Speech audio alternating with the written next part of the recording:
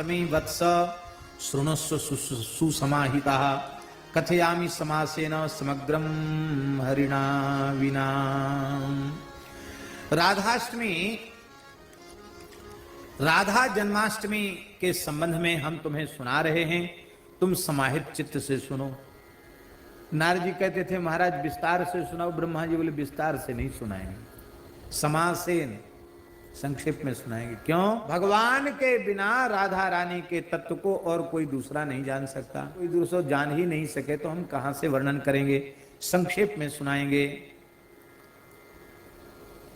कथितम तत्फुलम पुण्यम न शक्नोत्यपि नारद कोटि जन्मार्जितम पापम ब्रह्म हत्यादिकम महत् कुर्वन्ति ये सकृत भक्त्या तेषाम नश्चित तत्क्षणात्। कहते हैं इसके पुण्य का वर्णन करने की हमें सामर्थ्य नहीं है। करोड़ों जन्मों के ब्रह्म हत्या जैसे भयंकर पाप भी केवल एक बार श्रद्धा पूर्वक राधाष्टमी व्रत कर लें तो उनके उसी क्षण नष्ट हो जाते हैं। एकादश्या सहस्रेण यत् फलम लभते नरः राधा जन्माष्टमी पुण्यम तस्मात् शत गुणाधिकम। 1000 बार एकादशी करो, एकादशी माने एकादशी, कुछ न खावे पीवे, ऐसी निर्जल 1000 एकादशी करे और उन 1000 एकादशियों का पुण्य उसको 100 गुना कर दे, 1 लाख हो जाएगा। और कहते हैं एकादशी 1000 एकादशी, 1000 एकादशी को 100 गुना कर दो, माने 1 लक्ष्य, 1 सहस्त्र एकादशी करने का पुण्य उससे भी 1000 गुना पुण्य, 100 गुना पुण्य राधाष्टमी व्रत करने मात्र से प्राप्त हो जाता है। स्वर्ण दान की बड़ी महिमा है, पर सुमेरु पर्वत के समान कोई स्वर्ण दान करे उससे जो पुण्य होता वो केवल राधाष्टमी के व्रत से हो जाता है। सकृत राधाष्टमी कृत्वा तस्मात् शत गुणाधिकम। सुमेरु पर्वत के दान से 100 गुना पुण्य राधाष्टमी जन्म महोत्सव पर व्रत करने का है। कन्यादान का भी बड़ा पुण्य शास्त्रों में कहा गया है। 1 सहस्त्र कन्याओं का दान करे, 1000 अत्यंत अभावग्रस्त परिवार की कन्याओं का विधिवत विवाह करे, उससे जो पुण्य होगा वह पुण्य केवल एक बार राधाष्टमी व्रत कर लेने से हो जाता है। वृषभानुसुताष्टम्या तत्फलम प्राप्यते जनैः गंगादिषु च तीर्थेषु स्नात्वा तु यत् फलम भवेत् कृष्ण प्राण प्रियाष्टम्या फलम प्राप्नोति मानवः। गंगा आदि धरती की समस्त पवित्र नदियों में स्नान से जो पुण्य होता है उसका सैकड़ों गुना पुण्य केवल राधाष्टमी व्रत से हो जाता है। एतद् व्रतं तु यह पापी हेलया श्रद्धया पिवा करोति विष्णु सदनम गच्छेत कोटि कुलान्विता। कहते कोई पापी मनुष्य बहुत श्रद्धा नहीं है उसकी, पर उसके द्वारा हो गया ये व्रत तो कहते वह अपने कुलों के सहित भगवान के धाम में जाने का अधिकारी हो जाता है।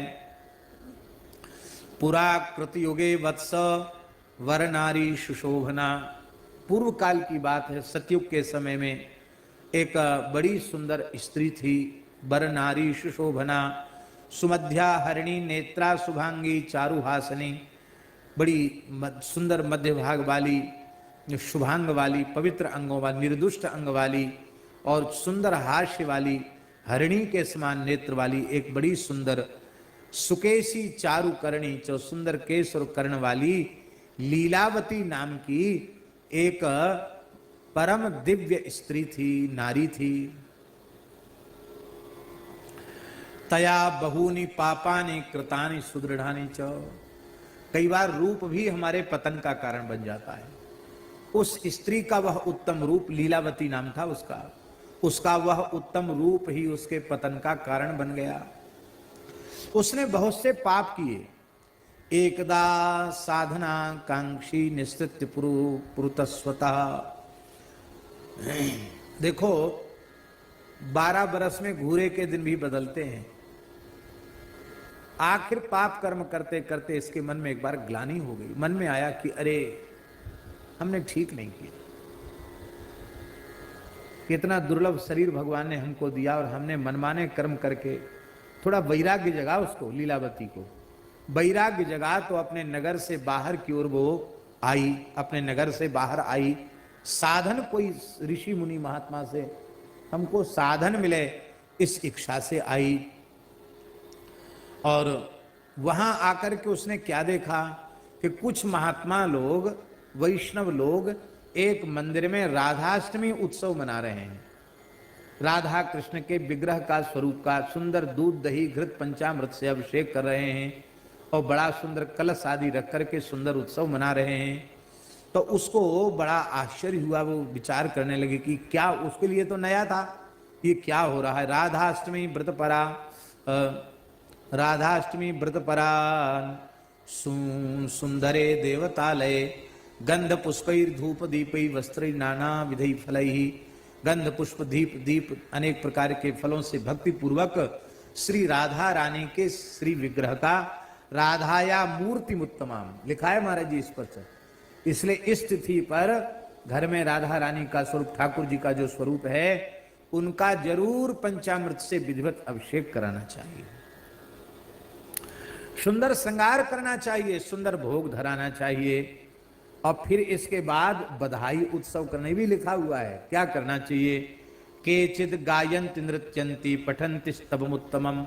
कुछ नाच रहे हैं, कुछ गा रहे हैं, कुछ बजा रहे हैं, कुछ सुंदर सुंदर स्तोत्रों से राधा रानी की स्तुति कर रहे हैं।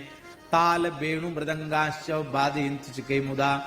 कोई ताल तबला बजा रहे हैं, कोई बांसुरी बजा रहे हैं, कोई मृदंग बजा रहे हैं। प्रसन्न होकर के ऐसे लोगों को देख करके वह पहुंची और